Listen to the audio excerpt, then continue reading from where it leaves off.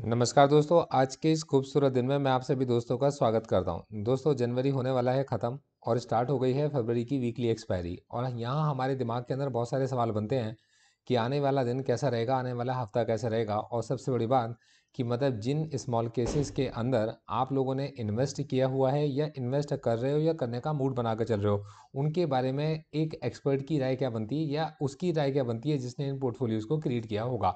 तो देखो दोस्तों, आज मैं आपके बहुत सारे सवालों के जवाब आपके साथ शेयर करके चलूँगा और मैं आपको मार्केट का राउंड अप भी देकर चलूँगा। तो इस समय पर अगर आप लोग मार्केट को देख कर चलते हो, तो मार्केट के अंदर आप देख पाते हो कि एक बहुत, बहुत, बहुत बड़ी गिरावट हमें देखने को मिलती है। इतनी इतनी तेज़ गिरावट, और ये गिरावट के अंदर खरीदार काफ़ी दूर बैठे हैं। आप ज़रा इस लॉजिक को समझो। किसी ने इस जगह पर अपने सामान को बेचना शुरू करा।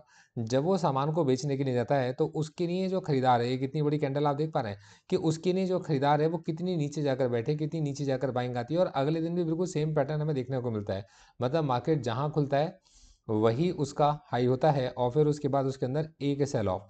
अब इस सेल ऑफ के अंदर जो खरीदार हैं वो काफ़ी दूर बैठे हैं। इसका मतलब ये है कि कहीं ना कहीं जो स्टॉक्स थे वो पहले से ज़्यादा बहुत महंगे हो चुके थे, और ये जब तक इन्होंने रियलाइज़ करा तब तक बहुत देर हो चुकी थी। प्रोफेशनल्स कुछ इसी तरीके से काम करके चलते हैं। अब ऐसे समय पर क्या हमें भी अपना सामान बेचकर निकल जाना चाहिए? तो देखो, मैं आपसे कहता हूँ कि सबसे पहले तो मार्केट के अंदर आती है प्रॉफिट बुकिंग, और फिर उसके अंदर उसको ज्वाइन करती है वो होती है पैनिक सेलिंग। इन सब चीज़ों से थोड़ा अलग हटते हुए मैं आपके साथ जब भी कभी आता हूँ, मैं आपके साथ जो भी चीज़ें शेयर करता हूँ, ये हमेशा सच होती है। और मैं ही वो शायद वो व्यक्ति हूँ जो आपके पास आकर ना केवल अपने प्रॉफिट ना बल्कि अपने लॉसेस भी आकर आपको बताता है, और ईमानदारी से आपके साथ कनेक्टेड रहता है। एक एक चीज़ मैं आपको बताकर चलूँगा। देखिए, निफ्टी के अंदर ये बड़ी गिरावट है, देश की टॉप 50 कंपनी के अंदर ये गिरावट। इसी चीज़ को अगर आप बैंक निफ्टी के अंदर देखेंगे, तो बैंक निफ्टी ने तो अपने 100 दिन के मूविंग एवरेजेस को भी तोड़ दिया है, और सबसे बड़ी गिरावट की वजह बैंकिंग स्टॉक्स ही हैं। यही चीज़ अगर आप जाएँगे और जाकर अगर आप मैं यहाँ पर आपको दिखाता हूँ कि अगर आप एनएसई की वेबसाइट पर जाकर चेक करेंगे, तो यहाँ पर जो स्टॉक्स हैं उन मतलब निफ्टी 50 के स्टॉक्स की मैं आपको बात बताकर चल रहा हूँ। 18% की गिरावट, 15% की गिरावट, एक ही दिन की बात मैं आपको बता रहा हूँ। एक ही दिन के अंदर 4.69% की गिरावट, 4.33% की गिरावट, 3.92% की गिरावट। तो ये गिरावट की परसेंटेज आप इसके अंदर देख सकते हैं। और ये स्टॉक भी जाने माने स्टॉक्स हैं जिनके अंदर इस तरीके की तेज गिरावट देखी गई है। ये जाने माने स्टॉक्स हैं, मतलब जिनके अंदर इन्वेस्टर्स का ये भरोसा होता है कि ये स्टॉक्स नहीं गिरेंगे, और उसके अंदर उन्होंने दबा के पैसा लगा रखा होता है। सबकी एक मेहनत के पैसे इसके अंदर इन्वेस्टेड होते हैं। तो अब ऐसी जगह पर क्या सच में हमें मार्केट को छोड़कर भाग जाना चाहिए, और या मार्केट के अंदर अभी हमें और वेट करना चाहिए? तो मैं आपको कुछ चीज़ें बताऊंगा। उससे पहले मैं आप लोगों को मेरे पोर्टफोलियोज पे लेकर जाऊंगा जो खुद भी नेगेटिव है। देखिए, मैं आपसे एक ही दिन की बात नहीं कर रहा, मैं आपसे पूरे महीने की दिखा कर चल रहा हूँ कि मार्केट के अंदर ये जो पूरा महीना है, देखिएगा इस पूरे महीने के अंदर जो जो एक दिन में सेल ऑफ आए होंगे, उस एक महीने की परफॉर्मेंस अगर आप देखेंगे, तो कंजर्वेटिव इन्वेस्टर चॉइस गुल्लक के अंदर, जैसा कि इसके नाम से ही पता चलता है कि हम लोगों ने ऐसे स्टॉक्स को सेलेक्ट करने की कोशिश की, मतलब जो स्टॉक्स आने वाले वक्त में ना तो बहुत ज़्यादा तेज़ी से चढ़ सकते हैं और ना बहुत ज़्यादा तेज़ी से गिर सकते हैं। और जनरली हम लोग इसके अंदर डिविडेंड्स को टारगेट करने की कोशिश कर रहे हैं। तो इसके अंदर गिरावट है 0.69% की। F I H N I concentrated stocks, मतलब जिनके अंदर एफ आई ज़्यादा खरीदारी करके चलते हैं, ज़्यादा उनकी बड़ी होल्डिंग है, उसके अंदर एक महीने की गिरावट बता रहा हूँ आपको, 1.58% की गिरावट है। और ये जो टॉप, मैं ऐसे मतलब बेसिकली क्या है कि इसके अंदर मैंने अपने सिलेक्शन में से 50 स्टॉक छांटे हुए हैं, और 50 स्टॉक्स को इकट्ठा करके एक साल के लिए मैं एक पोर्टफोलियो को क्रिएट करने की कोशिश करता हूँ। और उसके अंदर अगर आप देखेंगे तो इसके अंदर केवल 2.65% की गिरावट है। यही अगर आप स्विंग ट्रेड अपॉर्चुनिटीज़ गुल्लक की बात करके चलते हैं, तो स्विंग ट्रेड अपॉर्चुनिटीज़ में डाउन स्विंग में हम लोग स्टॉक्स को धीरे धीरे करके एक्यूमुलेट करते हैं। वीकली, मतलब वीकली हम धीरे धीरे करके स्टॉक्स को एक्यूमुलेट करते हैं, और फिर हमारी कोशिश होती है कि उनमें से जो स्टॉक्स हमारी एक्यूमुलेशन के बाद हाई पर जाते हैं, उनके अंदर हम पार्शियल प्रॉफिट या टोटल प्रॉफिट हम लोग उसके अंदर बुक करते हैं। उसके अंदर 2.97% की गिरावट है। यही पेनी स्टॉक्स गुल्लक को अगर आप देखे चलेंगे, तो इसके अंदर 4.64% की गिरावट है, जिसके अंदर हम लोगों ने पेनी स्टॉक्स को भी टारगेट किया है, और उनके सपोर्ट में हमने मिड कैप और लार्ज कैप स्टॉक्स को भी डाला हुआ है, जिससे कि एक बैलेंस पोर्टफोलियो बन सकता हो। ट्रेड एज ए गुल्लक फॉर एक्टिव इन्वेस्टर्स को अगर आप देख के चलेंगे तो इसके अंदर स्टॉक्स को डेली रिव्यू किया जाता है, मतलब इसमें डेली मैं स्टॉक्स को देखकर चलता हूँ।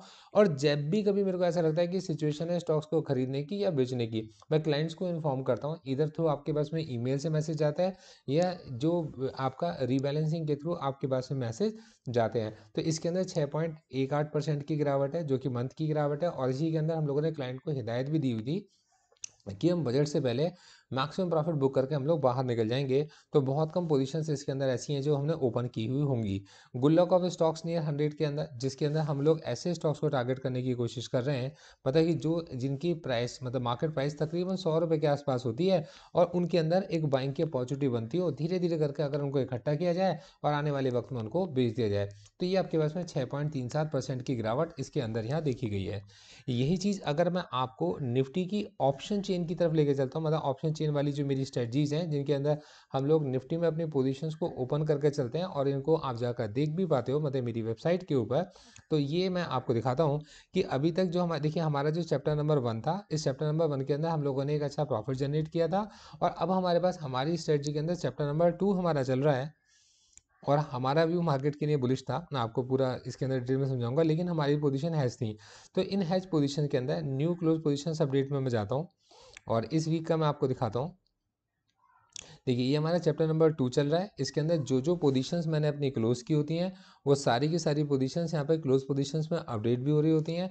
और ये आपको देखने को कहाँ मिलता है, अगर आप यहाँ जाओगे तो निफ्टी पोजीशन हेज स्ट्रेटजीज का मैंने प्रॉपर एक पेज ही क्रिएट कर रखा है वेबसाइट। इसी वीडियो के डिस्क्रिप्शन में लिंक आपको मिलेगा, आप जाकर वहाँ पर इसको चेक कर सकते हो।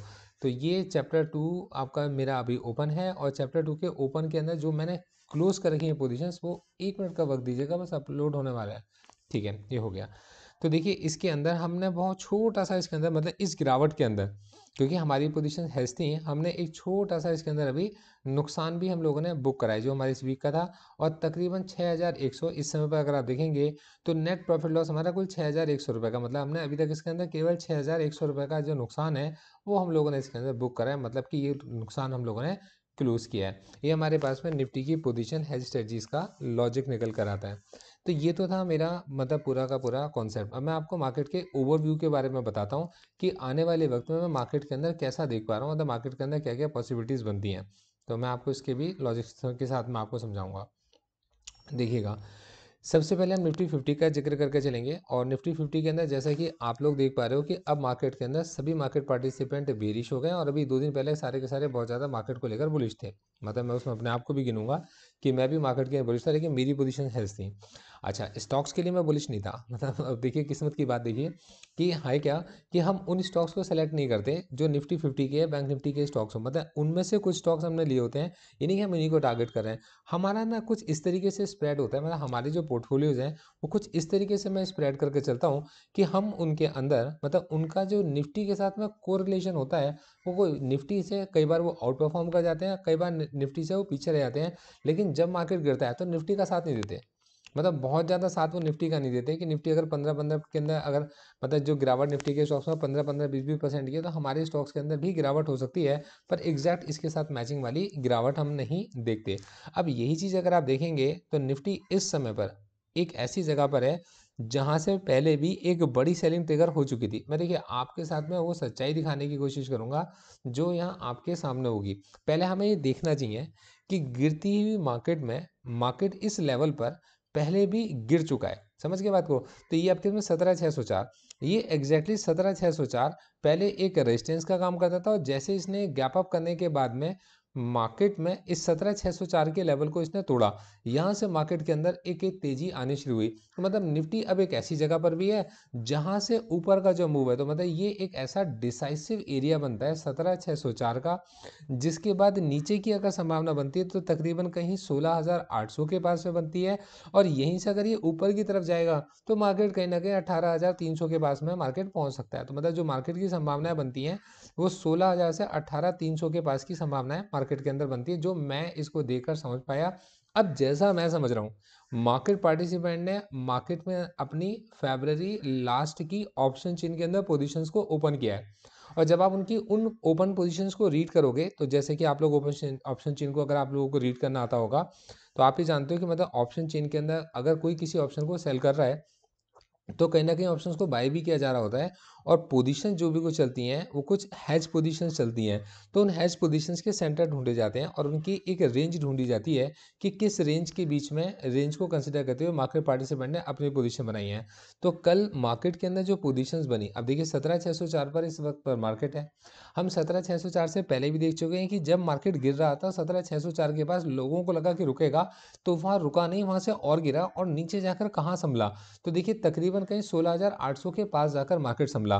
तो नीचे की जो पोजीशंस निकल कर आती है वो 16,800 का लेवल निकल कर आता है कि मार्केट अगर नहीं संभला, तो हम एक ऐसे वर्ज पर हैं 17,604 पर, जिसमें मार्केट गिरते गिरते गिरते हो सकता है कि 16,800 के पास ही अपनी सपोर्ट ले, मतलब ये नहीं कि हो सकता है पहले भी ले सकता है, लेकिन ऐसा इसको चार्ट को इसको देखकर लगता है कि मार्केट की बड़ी गिरावट इसे 16,800 तक पुश कर सकती है।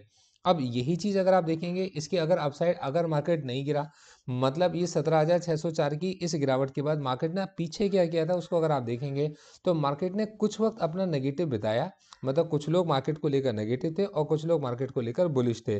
तो कुछ वक्त मार्केट ने अपना ऊपर बिताया और मार्केट ने ये कुछ वक्त ऊपर बिताने के बाद इस जगह कंसोलिडेट करने के बाद जो मार्केट ने रैली दी है, तो वो कहीं इसको ऊपर 18,300 की टेरिटरी में जाकर खड़ा कर देती है। तो ये इस समय पर निफ्टी को देख कर लगता है, अगर आप निफ्टी को देखेंगे तो निफ्टी को देखकर हमारी समझ में इतना आता है। देखो हर चीज़ ना किसी तरीके से कड़ी जुड़ी हुई है।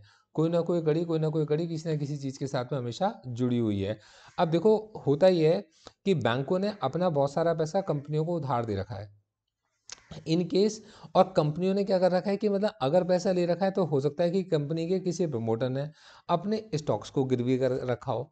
तो जब उसने अपने स्टॉक्स को गिरवी कर रखा होगा, तो उस समय पर कोई उसकी मार्केट वैल्यू रही होगी और उन्होंने उस कंडीशन में उसकी एक वैल्यू प्रमोटर को दी होगी, कोई गिरवी रख के पैसे के दे दिए होंगे। ठीक है, तो प्रमोटर्स ने अपनी होल्डिंग को प्लेज किया होगा और उसके अगेंस्ट उसको कुछ पैसा मिल गया होगा।